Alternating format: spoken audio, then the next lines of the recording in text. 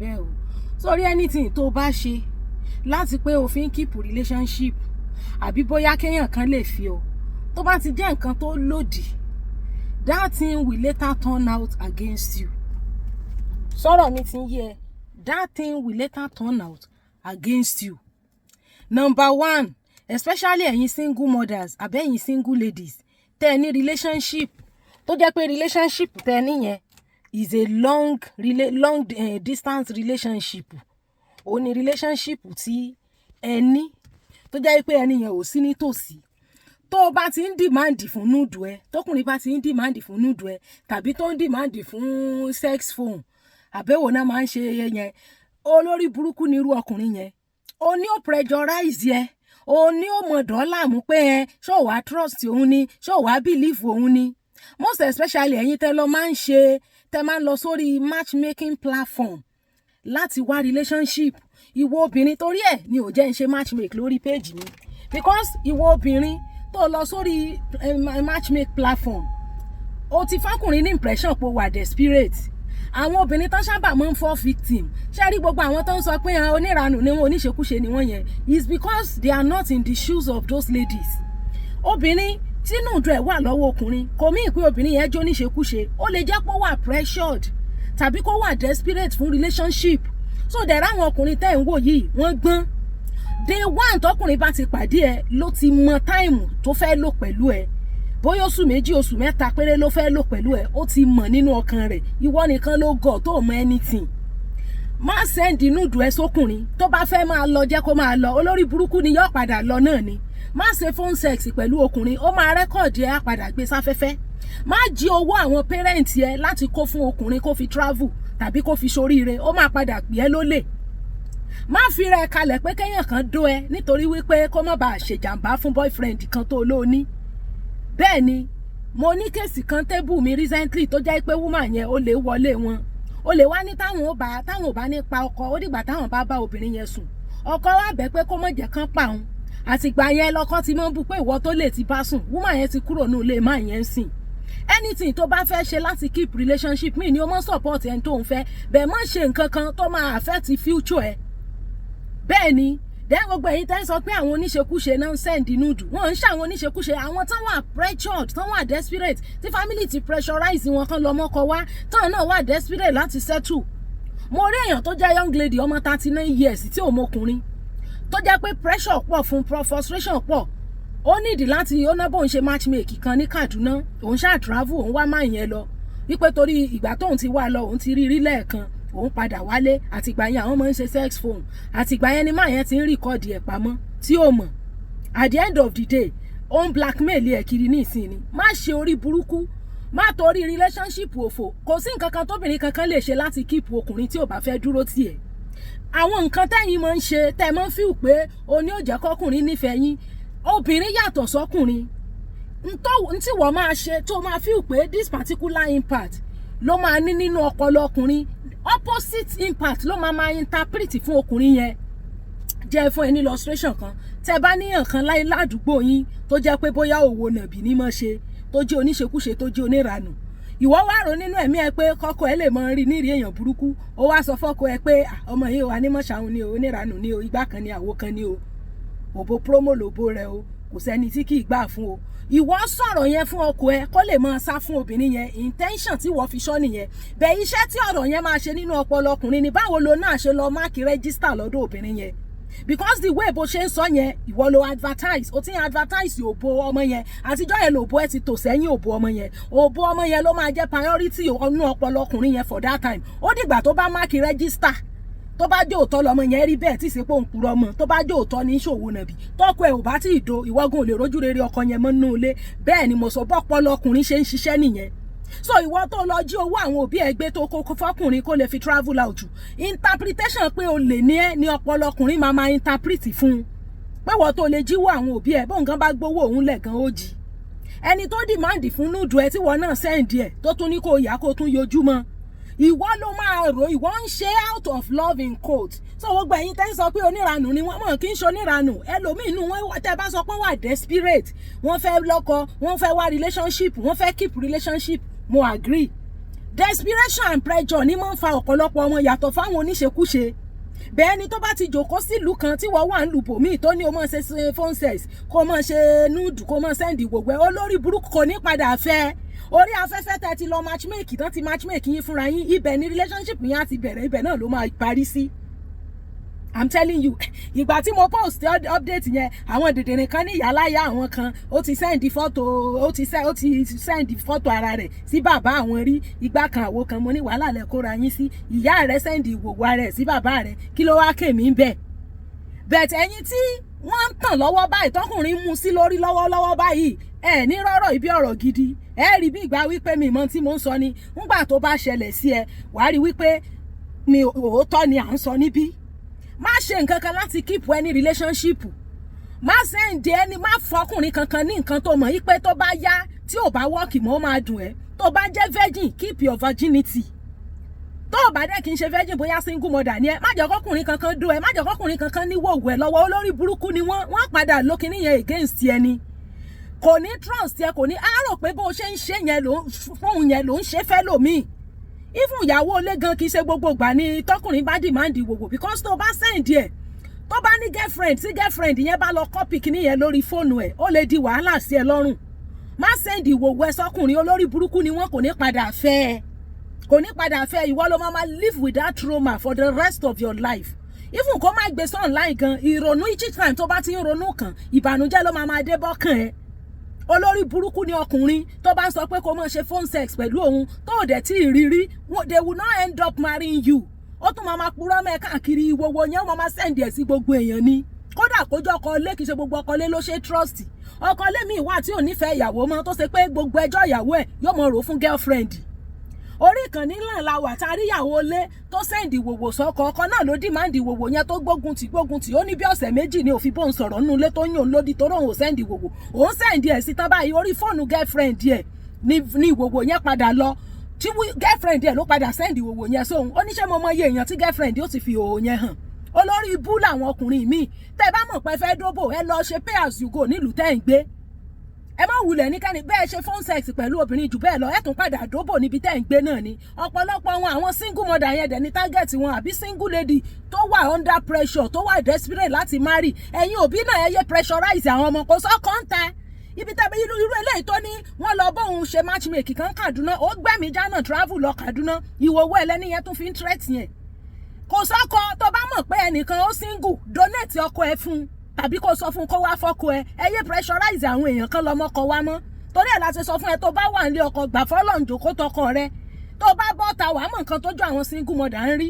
Kò sọ́kọ kankan ta, gbogbo ẹni tó bá ti sìn ẹ́ lọ́kọ, ọkọ ẹ̀ ní kó lọ fẹ́, kó lè gbẹ́nu dákẹ́. Ẹ má wo, tó bá jí owó àwọn òbí ẹ fọ́kùnrin kó lè fi soríire, kò ní padà fẹ́, orí burúkú ló máa gbẹ̀yìn ẹ̀, tóró máa pè é lólè. Tó bá jẹ́ kọkùnrin dún ẹ nítorí pé o rò pé ó máa fẹ́, kò ní fẹ́, á sọ pé bó ṣe ń gbà fóun ló ń gbàfẹ́ lómi. Tó máa impact tí ọ̀rọ̀ yẹn ní nínú ọkàn tiẹ̀, reason tí wọ́n fi ṣe, ọkùnrin yẹn ọ̀tọ̀ ní interpretation tí ọpọlọ tiẹ̀ máa interpret. Ìwọ ń ṣe nítorí o nífẹ̀ẹ́, bẹ́ẹ̀ ọpọlọ ẹ máa sọ fún pé o nífẹ̀ẹ́, bó o ṣe ń gbà fún ló ń gbàfẹ́ lómi. Tó bá dẹ̀ send nude ẹ sókùnrin tó bí by virtue of anything, tó bá ká ọ pamọ́, ó máa padà blackmail ẹ. Olórí burúkú ni wọ́n, olórí burúkú. Ọkùnrin tó bá ti ń demand ìwòwò obìnrin, olórí burúkú ni. Bẹ́ẹ̀ ni, your dignity, your self respect, your everything, ó máa padà drag ẹ ní mood ni. Kò sí no matter your reputation láwùjọ, ó máa padà disgrace ẹni. Wọ́n ń wúlò. Dó ẹni tó ń ṣì ń ṣe lọ́wọ́ fún báyìí, wọ́n á ní o mọ̀ dá mi lóhùn pé sọkúsọ ni mò ń sọ. Ìgbà tó bá ṣẹlẹ̀ sí ẹ, funny enough, kò sẹ́ni kankan tó lè gbé irú iṣẹ́ yẹn fún tí ò ní kọ́kọ́ charge ẹ. Wọ́n lè ní ọkọ lọ san 500,000 káwọn tiẹ̀ tó dáwọ́ léṣẹ́. Then ẹ̀yin tí ẹ bá jẹ́ tẹ́ bá ní client tí wọ́n ń fi nude threatening. Number one, tó bá ti pe blackmailer yẹn lẹ́ẹ̀kan, má bẹ̀ pé kó má gbé ìwòwò sí online. Ẹni tó bá ti ní intention pé òun fẹ́ gbówó wo obìnrin sí online, kò sí no matter of ẹ̀bẹ̀ tó lè bẹ̀. The first thing tó máa ṣe tó bá ti ẹ̀ pé, jẹ́ kó yé pé ìwọ ò ní kó má gbé wòwò yẹn sí online bẹ̀, kó mọ̀ pé tó bá ti gbé sáfẹ́fẹ́, ẹ̀wọ̀n ló máa kú sí. The energy tó fẹ́ fi ṣiṣẹ́ lórí blackmailer, divert energy yẹn sórí victim tó jẹ́ client yẹn. wá bó ṣe máa lọ register ẹ̀ sí àwọn rehabilitation kó lè ṣe counseling so that a lè build the resistance. At the end of the day nígbà tí wòwò yẹn bá máa jáde kò ní lọ para ẹ̀. Tó bá ti mọ intense tó wà nínú ìwòwò yẹn, bí wòwò yẹn tójú ẹ̀ wà ńbẹ̀, tó ti wo content of that video, ó ti mọ the level tí obìnrin yẹn lè commit suicide tàbí kó damage ara ẹ̀ tí irú nǹkan bẹ́ẹ̀ yẹn bá dá fẹ́fẹ́. Òun ló máa determine level rehabilitation àbí level counseling tó máa register ẹni yẹn fún. Make sure pé victim yẹn ló ṣiṣẹ́ lé lórí. Má lọ ṣiṣẹ́ lé blackmailer lórí, olórí burúkú ni yóò padà gbé síta. Ọ̀pọ̀lọpọ̀ wọn máa ń promise obìnrin marriage. Ìwọ náà rí rẹ̀ bí ìyàwó, ó rí rẹ̀ ń rí ipò ti fẹ́ sílé. Ló bá mọ sí òbò hàn, ló mọ sí ọmú hàn, olórí burúkú ni. Are you understanding me? Olórí burúkú làwọn ọkùnrin tí wọ́n bá ń ṣe bẹ́ẹ̀. So instead, tẹ́ fi divert energy yín sórí blackmailer yẹn, ọkùnrin burúkú yẹn, ẹ divert energy yín sórí obìnrin tó jẹ́ victim wọn. Ẹ wá bẹ́ẹ̀ ṣe máa rehab ẹ̀, ẹ wá bẹ́ẹ̀ ṣe máa cancel ẹ̀, ẹ wá bẹ́ẹ̀ ṣe máa make sure pé ẹ build confidence ẹ̀ lẹ́lẹ́ẹ̀kejì tí òfin ní lọ rèé commit suicide. You understand? Tó bá ti ní new relationship, tó bá ti lost new relationship yẹn, báwo ni ò ṣe ní lọ ṣera ẹ̀ léṣe? Ìyẹn lèmi fi wò yẹ ká channel energy wá sí. You don't channel your energy to a man tó jẹ́ olórí burúkú tó ń gbé òwò síta. Ẹ má channel energy yín ìyẹn tó wọ́n tó bá jẹ́ content creator àbí counselor àbẹ́ni tí ó bá nírú case yẹn on the table. Èèyàn kì í work on blackmailer. Bí blackmailer bá gba 100 million, ó sì máa gbé òwò yẹn online. I'm telling you, nígbà tó bá rí pé òun ti milk victim on dry, tó ti tán tó ti fìfẹ́ tán, òun ò fẹ́. Ìmí á tún ṣe tó yẹ pé ó máa rí ìlì ẹ̀rọ wípé ó ti fẹ́ sílé ni.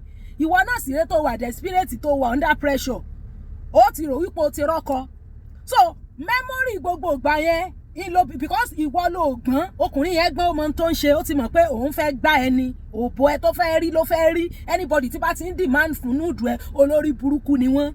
Olórí burúkú ni wọ́n, and I am not sorry to say it. Olórí burúkú làwọn ọkùnrin. Àìmọye irú cases bá nu direct message. Ẹlòmíì àti lọ sí platform kan àti náwó ńgbò bá rí pé ó work, yóò tún wá sí another platform, yóò tún náwó. So ẹ má máa work on the blackmailer. Blackmailers don't change. In fact, tẹ́mi bá pè ẹ́ as a tó bá jẹ́ blackmailer tí mo pè ẹ́, màá dí ààrẹ kó lọ gbé kinní yẹn sí online. Màá sọ fún ẹ pé tó ò bá publish ẹ ò ní kíje. Tó ò bá gbé síta, màá sọ fún ẹ pé ọmọ àlè ni ẹ. Màá dí ààrẹ kó gbé síta ni kó lè bá pẹ́ lẹ́wọ̀n. Torí ó sure fún mi pé wọ́n ló máa kú sí. Bẹ́ẹ̀ kò sure fún mi pé ò ní gbé sí online. So iṣẹ́ tí n bá ti sure mi ní ṣe, mi ní channel energy mi pé kó má gbé sí online. But I'm going to channel my energy and make sure pé ó ń data báyìí ìwà láì ó máa kú sẹ́wọ̀n ni. Ṣùgbọ́n victim ẹ lèmi máa channel energy mi lé lórí pé even kan mọ play nǹkan yẹn lẹ́gbẹ̀ẹ́ kò ní nífẹ̀ẹ́ kankan nínú ọkàn rẹ̀. Ìyẹn ni kẹ́ ẹ máa ṣiṣẹ́ lé lórí lẹ́yìn tẹ́ ní client tó ní irú scandal bẹ́ẹ̀ yẹn lọ́wọ́ presently. Ẹ má bẹ blackmailer. Ìgbà tí empress ṣẹlẹ̀ bó ṣe rojọ́ tó ṣọ́kùnrin yóò padà gbé sí online. Ìgbà tí àwọn kí lorúkọ ìyá yìí tó ṣẹlẹ̀ kíní yẹn padà surface online. So kò sí nǹkan tẹ́ ọkùnrin tó bá ti ní nude obìnrin lọ́wọ́, there is 80 to 85% tendency pé nude yẹn máa data. Ó lè ná jí fóònù òun lọ.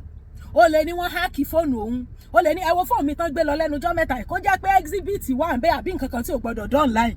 Ibi tán jí gbé lọ, ṣé mo mọ tán máa lọ fi tó wà ń bẹ ṣe? Èmi ò dẹ̀ tiẹ̀ lẹ́ exhibit lórí fóònù.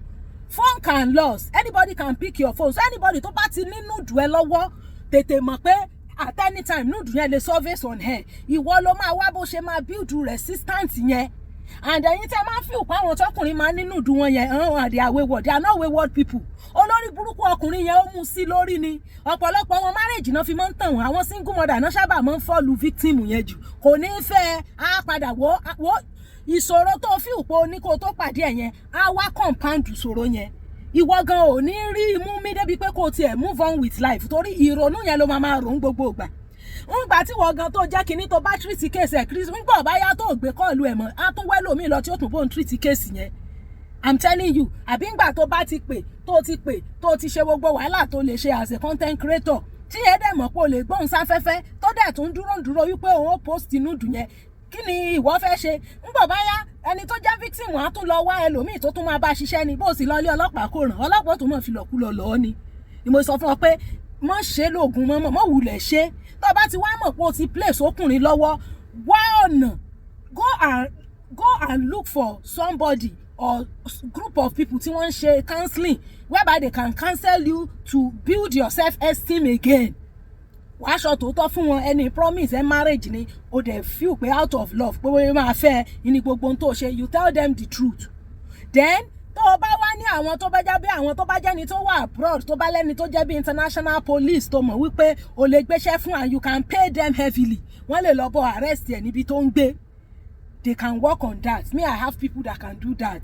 ṣùgbọ́n pé kọ́ máa gbé síta ó máa gbé síta tendency pé ó máa gbé síta is very high. Ìwọ tó dẹ̀ ṣì ń ṣe lọ́wọ́ èmi ò bí ọkọ̀ jáwọ́ mọ̀ wulẹ̀ jáwọ́ so that nígbà tó bá ṣẹlẹ̀ á lè fi ọ́ ṣàpẹẹrẹ pé n ta sọ bó ṣe rí nìyẹn so bó ṣe jẹ́ nìyẹn o. Anything tó bá fẹ́ ṣe láti maintain relationship má ṣe tí ó pa ẹ́ lára má give up career ẹ nítorí ọkùnrin má fi iṣẹ́ tó ń ṣe lẹ̀ ibi tó ti ń rí tọ́rọ́ ṣíṣì má lọ ní ṣòro ń bẹ̀ torí ọkùnrin má lọ jí àwọn parent ẹ àwọn òbí ẹ tán wúlò fún ẹ tán dààmú torí ẹ má pa wọ́n lẹ́kún torí ọkùnrin má jí owó bàbá ẹ gbé tó jí owó pension bàbá rẹ̀ gbé tó gbé fọkùnrin yẹn ò padà fẹ́ ó lòun ò lè fólè bẹ́ẹ̀ ni. So gbogbo tẹ́yìn mọ́ ń ṣe out of love yẹn ọ̀tọ̀ ní interpretation tí kinní yẹn mọ́ ń ní lọ́pọlọ àwọn ọkùnrin because the way ìbọ́pọlọ ọkùnrin ṣe ń ṣiṣẹ́ ó yàtọ̀ sí ti obìnrin. Ó tọ́ lèmi sọ fún ìyẹn o tẹ́ bá fẹ́ bú mi kẹ́ ẹ bú mi kò sí tọ́kàn mi bẹ́ẹ̀. Landless homes and properties gbogbo olóríire tó fẹ́ ralẹ̀ anílẹ̀ ní Kòròdú anílẹ̀ ní Òmù Ẹ̀pẹ́ ní Èkó anílẹ̀ ní Ọ̀jọ́ Arúlógún Ọ̀jọ́ ní Ìbàdàn anílẹ̀ ní Lagos Island different places lanílẹ̀ sí láti lè ṣe landless homes and properties ilẹ̀ tá a lè rà tó máa fi wá lọ́kàn balẹ̀ wò ní ilẹ̀ landless homes and properties. Ẹ má jẹ́ ká gbàgbé Lila Caps Nigeria Limited fún gbogbo àwa tá a nílò àgbo fún ìtọ́jú ara wa àjíǹde ara ó máa jẹ́ ẹ ṣé gan.